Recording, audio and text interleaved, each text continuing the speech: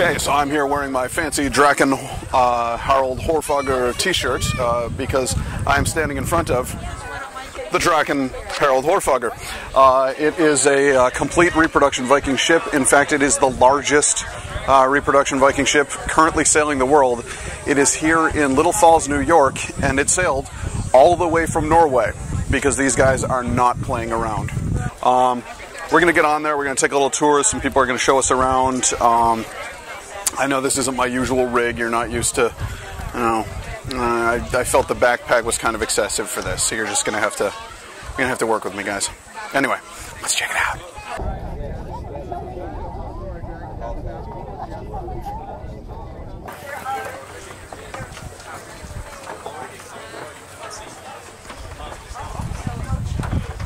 You see here they've got the big dragon's head on display. They've painted him up mighty nice. I wonder where this little porthole leads. This makes me curious, you see. The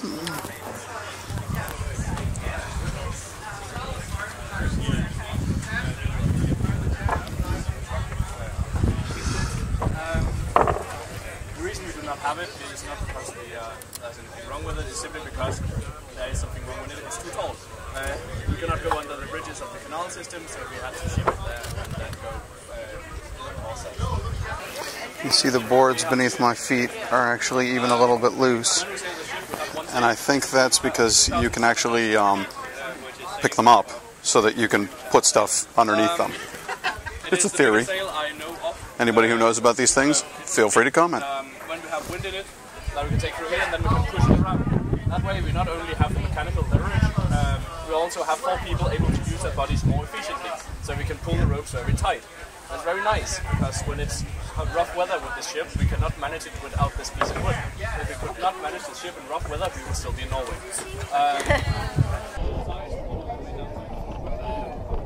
The Vikings were also cold and miserable. We are just slightly less cold and miserable because we have modern clothes. We also have a bit of modern facilities on board. We have toilets.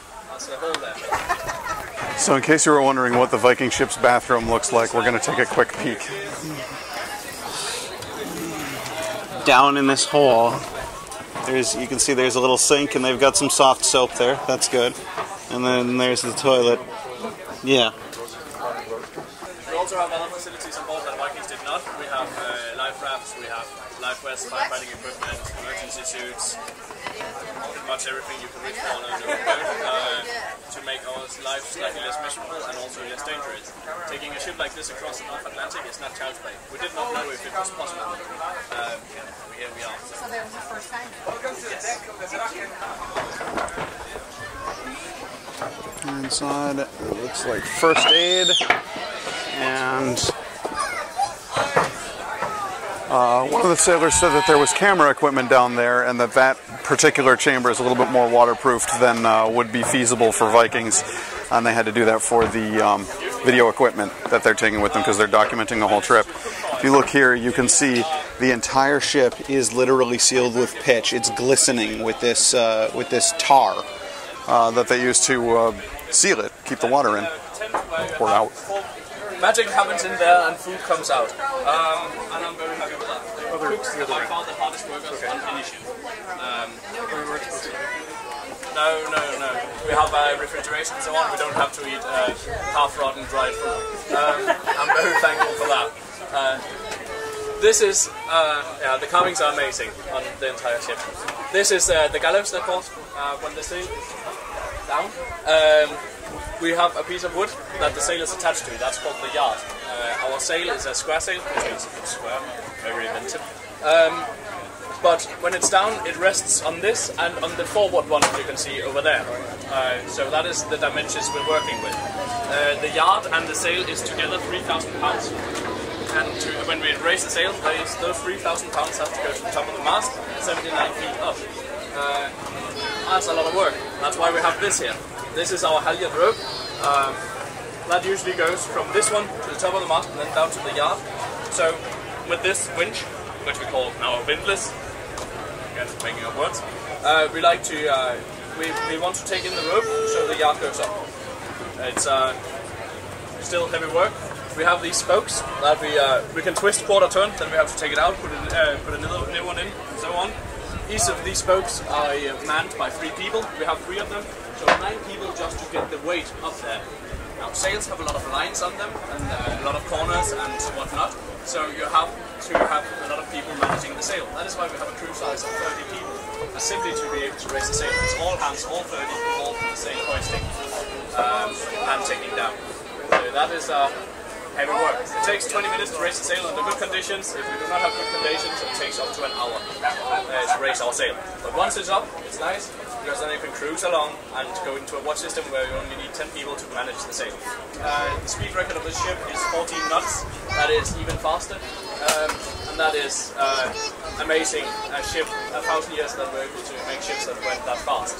It's went to the Tall Ship Challenge in the Great Lakes, and we were the ones with the highest speed record except for one other ship, and they're all modern builds.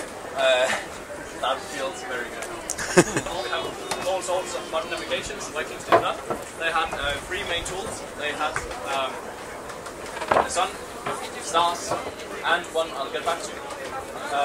We have 2 ravens on board. They are Hugin and Moonin. The ravens are Odin, the godfather. He used them to fly into the world, look around, come back to him in the evening, report what they saw, and he stored his memories in them. We like the symbolism because we have a ship to go into the world, see what is going on, and we really cherish the memories we get while doing it. It's been a wonderful trip. So we like these 2 birds. They're also very pretty. I like what these birds on board. And the third reason is also the third navigational tool the Vikings have. They had ravens on board that they would cage wild ravens. Ravens are land birds, they prefer being on land. The problem is, when you're on sea, the horizon is this kind of slim, depends on how high up you are, but 8 to 10 miles out, that's not very long you can see. So if you are in the middle of the open sea, you cannot really see where the land is. What you can do is release a caged wild raven. It will fly up until it sees land some 50, 70 miles out. Then it will fly in that direction. These are life-size birds. They're big flat birds. You can see which direction they're flying, stay in that direction, eventually finding land. If the bird flies up and comes down again, and they didn't see anything, and you are in the middle of nowhere. That is all I have time to say. If you have questions, I will be a short time on the shore side before I have to take it to you again, and I would love to answer your questions there. Yeah, I'm absolutely going to get closer pictures of some of these things. I think I would be a fool not to.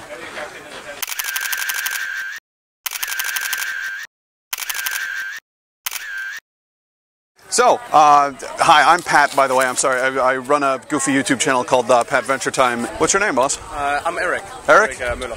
Nice to meet you. I understand you're from Denmark? I am. So, how far would you say you've actually traveled so far? Oh, it's 1,000 miles.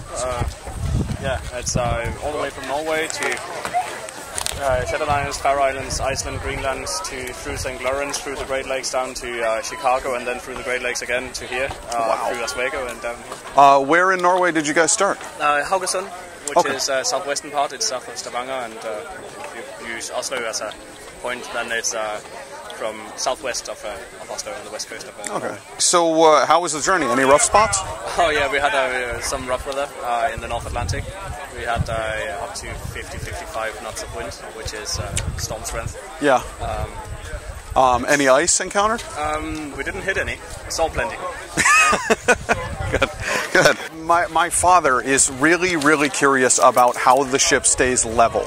Can you tell us, does it have a keel or do you use ballast? It's an S-shaped hull and clinker built. That combination is quite unique because it actually creates a lot of suction with water as long as we have speed.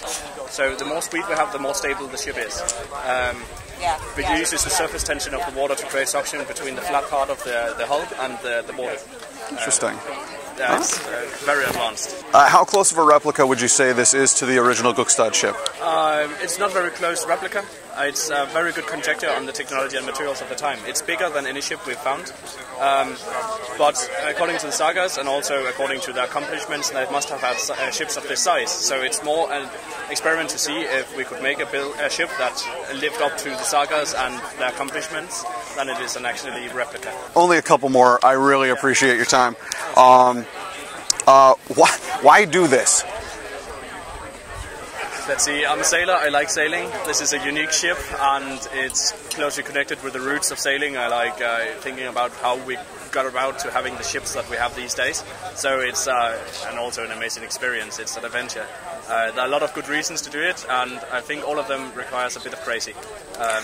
Right sort of crazy. Awesome. To set foot on a ship like this. Perfect answer, perfect answer. How's it being received? People seem pretty excited. Yeah, we've met a lot of goodwill on our entire trip. People are very fascinated with the ship and they like to listen to the story and like to see the ship. It's a beautiful ship, everyone likes seeing it. So it's we've been received very well wherever we go, and that is very, very nice. One more question, and that is, could you tell me a little bit about your interactions with the other crewmates? Are you guys getting along after all that time? Yeah, we are. It's always funny on ships. It's very close quarters and you're a lot of people, but it also just creates a very healthy environment about sorting out any differences as soon as possible rather than bearing a grudge. So it's a different and healthy environment, I'd say. But we get along quite well, yeah. Awesome. Thanks so much for talking with me. I really appreciate it. Do you mind if I put this up on the YouTube show? Because I think all 5 of my viewers would get a real kick out of this. So, all right, thanks, man. What was your name again? Erik Møller is the Danish pronunciation. Patrick Beekler, a pleasure. Well, I don't know about you guys, but I have had a really good time here in Little Falls, New York, visiting the Draken Harald Hårfagre. This ship is awesome. You can see from the front to the back, or from the bow to the stern, as they tell me. There is a room for a dragon head up there. You saw him, he's down there, he's laying out so we can see him. But most times they have the dragon head up at the front, and then at the very back, look, he's got a little tail. So the whole ship is one big dragon. We saw Odin's ravens. We saw bathrooms everywhere. We saw the ship bathroom. What more could you want from a day? Keep it here on Patventure Time.